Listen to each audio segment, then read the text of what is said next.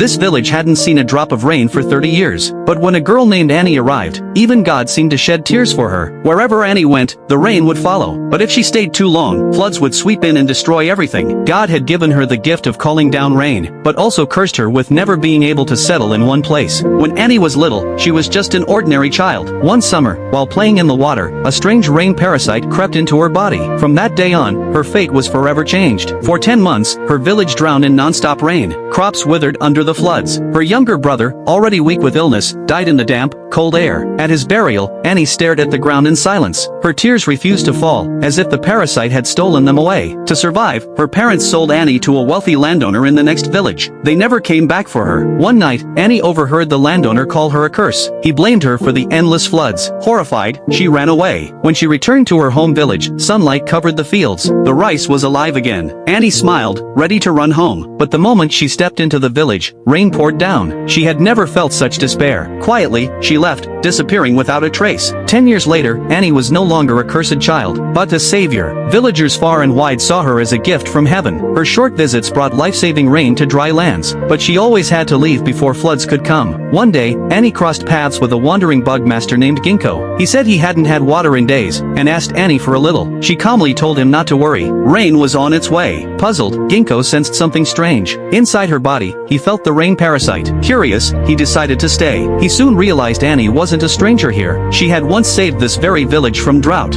A young man named Jack had loved her since childhood. That evening, the villagers threw an early celebration for the coming rain. But the next day, not a single drop fell. The blazing sun scorched the earth. Anger spread quickly. The villagers turned on Annie. They blamed her for their suffering. Even Jack fell gravely ill, collapsing from heatstroke and thirst. For Annie, it was like reliving her brother's death all over again. Back then, her rain had killed him. Now, her silence threatened to kill Jack. Guilt crushed her like a storm. And just as her despair peaked, the skies opened. Raindrops fell like tears from the sun. Jack lived. For the first time, Annie was grateful for her cursed gift, but she knew she would soon have to leave again. Ginkgo stopped her. He explained the truth. A rain parasite lived inside her. It pulled water from the air and turned it into rain. That's why storms followed her steps. Desperate, Annie asked if it could be removed. Ginkgo shook his head. The parasite could only die naturally, and no one knew when that day would come. All he could tell her was this: keep living, and don't lose hope. One day, he might find a way to free her. After saying goodbye to Jack, Annie set out once more. Somewhere out there, a village was waiting for her rain. If you were Annie, would you see her gift as a blessing, or a curse?